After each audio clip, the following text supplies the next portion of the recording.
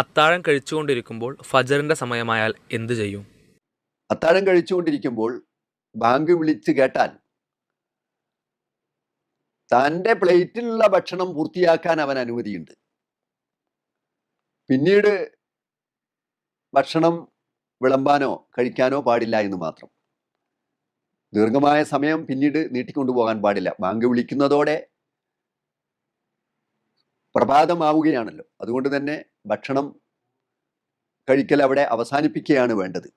പക്ഷെ എപ്പോഴെങ്കിലും ഒന്ന് നിങ്ങൾ സമയം എണീറ്റ് വൈകിപ്പോയി എണീക്കാൻ, അങ്ങനെ ബാങ്ക് കൊടുക്കുമ്പോഴാണ് നിങ്ങൾക്ക് ഭക്ഷണം കിട്ടിയതെങ്കിൽ നിങ്ങളത് കഴിച്ചിട്ട് നോമ്പെടുത്താൽ മതി.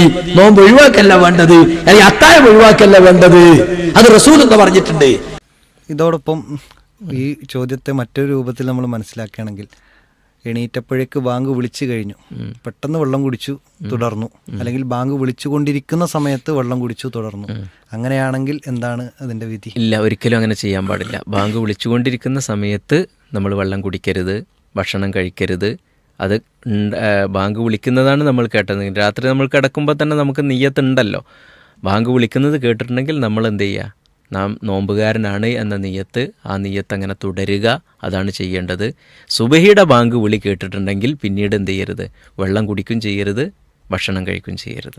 നിങ്ങളുടെ ഒരാൾ ബാങ്ക് കേട്ടു, ഭക്ഷണം കഴിച്ചുകൊണ്ടിരിക്കുകയാണ്, കരുതിക്കൂട്ടി സുബഹിന്റെ സമയമാട്ടെ എന്ന് വിചാരിച്ചല്ല, അങ്ങനെ ആയിപ്പോയതാണ് എങ്കിൽ പടച്ചോനെ ഇനിയിപ്പോ എന്താ കേട്ട വായിൽ കയ്യിട്ട് ഛർദ്ദിക്കണോ എന്നൊന്നും ബേജാറാകണ്ട.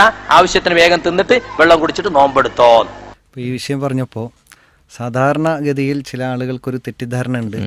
വായിൽ വെച്ച ഭക്ഷണം ബാങ്ക് വിളിക്കുകയാണെങ്കിലും അത് പൂർത്തിയാക്കിയതിന് ശേഷം പിന്നെ സുബഹിയുടെ ബാങ്ക് ആണെങ്കിൽ വായിൽ വെച്ചത് ഇറക്കാൻ പാടില്ല, തുപ്പിക്കളയ തന്നെ വേണ്ടതുണ്ട്.